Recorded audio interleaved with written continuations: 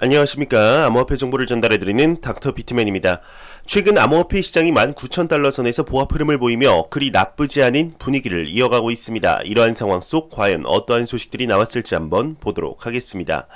지난 4시간 BTC 선물 롱 포지션이 현재 우세하다고 합니다. 51.27%의 점유율을 가지고 있다고 하는데, 한 데이터에 따르면 지난 4시간 글로벌 BTC 선물 롱숏 거래 체결 비율의 경우 롱 포지션이 현재 우세하다는 이야기를 하고 있습니다.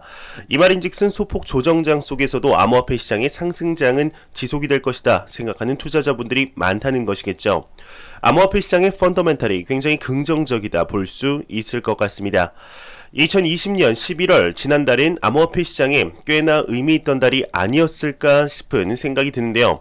특히 기관 투자자들의 투자 러쉬가 이어지며 암호화폐 상승장을 이끈 달이죠.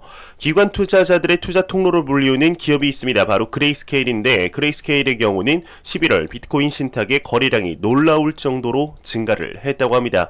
구체적인 수치까지 언급을 했는데요. 165%가 상승을 했다고 합니다. 이에 관한 내용 같이 보도록 하겠습니다. 그레이스케일의 경우는 11월 BTC 신탁의 거래량이 전월 대비 165%의 놀라운 상승률을 보여주었다고 합니다. 암호화폐 전문 미디어 더 블록에 따르면 그레이스케일 11월 BTC 투자 신탁의 일평균 거래량이 전월 9,587만 달러 대비 165% 증가한 25,441만 달러를 기록했다고 합니다. 이와 관련해 해당 미디어의 경우는 11월 거래량은 지난 2017년 12월 4억 달러 이후 두 번째로 높은 수준이다 언급을 했다고 하는데요. 현재 비트코인의 가격 상승과 기관 투자자들의 투자 러쉬가 이어지고 있다고 해서 2017년 12월이면 암호화폐 초강세장 때를 이야기하고 있는 것인데, 그때와 비교를 하자면 추가 상승 여력이 충분히 있다 판단을 할 수 있을 것 같습니다. 나스닥의 상장사 최초로 암호화폐 시장에 투자를 하며 기관 투자자들의 암호화폐 시장에 대한 인식의 제고를 이끈 기업이 있습니다. 바로 마이크로스트래티지인데요. 마이크로스트래티지의 경우 3년간의 영업이익보다 이번에 비트코인 투자로 인한 투자이익이 훨씬 더 높다며, 자본이 일하는 것을 근로소득이 쫓아가는 건 역시 쉽지 않다는 자본주의의 사회 모습을 극명하게 보여주어 더욱 화제가 되었었습니다. 이러한 상황 속 비트코인의 추가 매입의 가능성이 있는 듯 뉘앙스도 풍겼었는데, 드디어 추가 매입 소식이 나왔습니다. 이로써 약 4만 개의 비트코인을 매입한 것인데요. 이에 관한 내용 보도록 하겠습니다. 마이크로스트래티지는 5천만 달러 규모의 비트코인을 추가 매입하며 총 합계 4만 824BTC를 보유하게 되었다고 합니다. 나스닥 상장 기업으로 비트코인 준비 자산을 가장 많이 보유한 기업인 마이크로스트래티지의 경우는 5천만 달러 상당의 비트코인을 추가 매입한 것으로 나타났습니다. 마이크로스트래티지의 CEO 마이클 세일러의 경우는 SNS를 통해서 발표를 했는데, 이번 비트코인 매입 평균 가격의 경우 19,427달러라고 설명을 했네요. 마이크로스트래티지, 페이팔, 페이스북, 에어비앤비 등 글로벌 거대 기업들의 암호화폐 시장 진출 소식들로 인해 서서히 암호화폐 시장에 가장 중요하다고 할 수 있는 인식의 제고가 이루어지고 있는 것 같아 너무나 다행인 것 같습니다. 아직 갈 길은 멀었지만 2017년 말에서 2018년 초 이어져 왔던 암호화폐 시장의 초강세장 당시 너무나 많은 사람들이 암호화폐 시장을 튤립 버블과 비교를 하며 도박이다, 투기다라는 인식이 강해져 있는 상태이죠. 아직까지 개인 투자자들의 인식의 제고는 시간을 조금 더 가져야 할 것 같지만 기업들 사이에서는 발빠른 변화가 이루어지고 있는 것 같아 다행인 것 같은데요.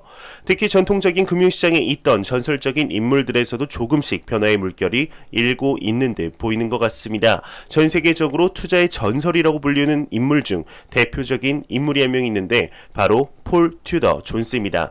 이 인물의 경우는 헤지펀드 업계에서 손가락에 꼽을 정도의 인물로 많은 언론에서도 주목을 하고 있는 인물이죠. 이러한 인물이 최근 암호화폐 시장에 대해 관심을 가지며 언급도 자주 하고 있는데요. 이번에 추가적으로 언급을 했다고 합니다. 비트코인의 시가총액이 너무 낮다고 하는데 이에 관한 내용 보도록 하겠습니다. 폴 튜더 존스는 세계 증시나 법정 통화 규모에서 보면 비트코인의 시가총액은 아직 너무 낮다 언급을 하고 있습니다. 세계 증시나 법정 통화 규모에서 보면 비트코인의 시가총액은 너무 낮다. 미국 헤지펀드계의 레전드 폴 튜더 존스의 경우는 야후와의 인터뷰에서 앞서 말한 것 같이 언급을 했다고 하는데, 비트코인의 시가총액이 더욱 성장할 가능성을 언급한 것이죠. 존스의 경우는 지난 5월 본인의 2%의 자산을 비트코인에 투자했다 밝히면서 화제가 되었었습니다. 이번 인터뷰에서 약 3,600억 달러 규모의 비트코인 시가총액은 시장을 정확히 반영하지 못한다 언급을 하며 주식시장의 규모는 90조 달러 규모이며 전세계 법정 화폐의 수는 그 이상 수없이 많다 언급을 하면서 현재 비트코인의 향후 성장 가능성이 높다 언급을 한 것이죠. 올 10월에는 지금 비트코인을 투자하는 것이 애플과 구글에 투자하는 것과 비슷하다 언급을 한 적이 있는 만큼 비트코인의 성장 잠재력을 높이 평가를 하고 있습니다.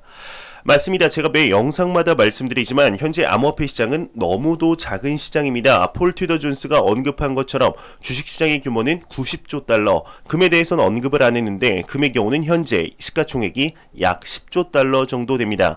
현재 비트코인의 경우 3,600억 달러밖에 되지 않습니다. 단순 시가총액, 비트코인 시가총액만 놓고 비교해봤을 때 현재 10배 상승을 한다 해도 금의 3분의 1밖에 되지 않는데요. 앞서 말씀드린 대로 비트코인에 대한 인식의 제고가 기관 투자자 중심으로 발빠르게 진행이 되고 있으며 현재 아무리 기관 투자자들의 투자 러시가 이어지고 있다 하지만 예전과 비교했을 때 상당한 많은 양이 들어온다는 뜻이지 절대적인 기준을 놓고 보자면 아직까지 투자를 하지 않은 기관들이 많은 것이 팩트입니다. 현재 많은 전문가 및 애널리스트들의 경우는 생각보다 빠른 시간 내에 비트코인이 금의 시가총액을 따라잡을 것이라 언급을 하고 있는데 과연 비트코인이 실제로 금을 따라잡을 수 있게 될지 한번 지켜보도록 하시죠. 최근 대장 코인인 비트코인의 관심도를 따라잡아가는 코인이 하나 있죠. 바로 부대장 코인이라고 불리는 시가총액 2위의 이더리움인데요. 이더리움의 경우는 역대급 업데이트인 이더리움 2.0 업데이트가 임박하여 더욱 관심도가 증가를 하고 있는 것 같습니다. 이에 대해서 암호화폐 거래소 제미니의 창업자인 타일러 윙클보스가 언급을 했는데 2.0 업데이트의 경우는 암호화폐 역사의 분수령이라고 언급을 했다고 합니다. 이에 관한 내용 같이 보도록 하겠습니다. 제미니의 창업자는 이더리움 2.0 업그레이드는 암호화폐 역사의 분수령이다 언급을 했습니다. 미국 암호화폐 거래소 제미니의 공동 창업자 타일러 윙클보스의 경우는 자신의 트위터를 통해서 비트코인이 대부분 언론의 헤드라인을 장식했지만 알만한 사람들은 지난주 이더리움에서 일어나는 일에 주목을 했다 언급을 하며 이더리움 2.0 비콘 메인넷 업그레이드가 임박을 했으며 이는 암호화폐 역사의 분수령이다 언급을 했다고 하는데요. 이더리움 2.0 업데이트의 경우는 POW의 작업 증명 방식에서 POS 지분 증명 방식으로 변환하는 역대급 업데이트입니다. 혹자의 경우는 이더리움 2.0 업데이트는 비트코인의 반감기보다 훨씬 더 큰 많은 이슈를 가져올 것이라는 의견도 있을 정도로 암호화폐 시장에 상당한 중요한 일이면은 부정할 수 없는 일인 것 같습니다. 대부분의 분들은 아시겠지만 현재 암호화폐 시장에 처음 들어오신 분들의 경우는 POW와 POS의 차이를 모르는 분들이 있으실 수 있으니 간단하게 설명하고 넘어가도록 하겠습니다. 일단 POW의 경우는 작업 증명이라고 불립니다. 이 방식의 경우 흔히 얘기하는 비트코인 채굴, 이더리움 채굴이라는 이야기를 들어보셨을 겁니다. 이 방식을 이야기하게 되는데요. 이러한 방식의 POW의 경우는 과도하게 많은 컴퓨팅 파워와 전력이 투입될 뿐 아니라 거래, 처리 속도 또한 상당히 낮은 방식이라고 보시면 될 것 같습니다. 2.0 업데이트로 변환하는 POS의 경우 지분 증명 방식이라고 불리우는데 32개의 이더리움을 예치만 하게 되면 누구나 검증자로 네트워크 운영과 합의에 참여를 할 수 있게 되고 그에 따른 보상을 받는 방식이죠. 처리 속도, 확장성, 에너지 효율성 등 POW 방식과는 비교가 되지 않을 정도입니다. 투자자분들의 경우 직접적인 도움을 받을 수 있는 기능인 스테이킹 기능이 추가가 되기에 많은 관심도가 쏠릴 수밖에 없는 상황인데 이뿐 아니라 이더리움 네트워크를 통해 수천 개의 알트코인이 만들어졌기에 POS로의 변환 자체가 암호화폐 시장 생태계 전반에 엄청난 영향을 끼칠 것이라는 이야기 또한 나오고 있는 상황입니다. 2.0 업데이트가 끝난 후 과연 암호화폐 시장에 어떠한 영향을 미치게 될지 한번 지켜보도록 하겠습니다. 현재 전 영상에서 미 금융위원회의 위원장의 경우는 바이든에게 서한을 보내며 미 통화금융청인 OCC가 암호화폐 시장에 내린 규제들을 철회해달라 언급을 했었는데요. 이에 화답이라도 하는 것일까요? OCC의 통화감독청장이 언급을 했습니다. 아무도 비트코인을 금지하지 않을 것이며 곧 좋은 일들이 일어날 것이라고 하는데 이에 관한 내용 보도록 하겠습니다.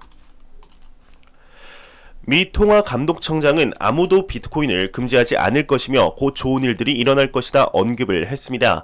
브라이언 브룩스 미 통화감독의 청장의 경우는 미 CNBC 진행자에게 비트코인은 금지되지 않을 것이며 곧 암호화폐를 위한 좋은 일들이 많이 일어날 것이라고 장담을 했다고 합니다.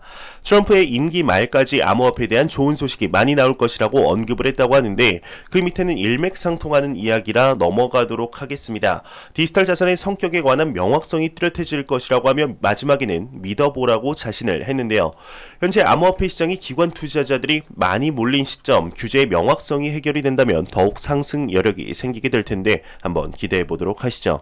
2021년 암호화폐 시장의 기념비적인 해가 되지 않을까 하는 생각이 드네요.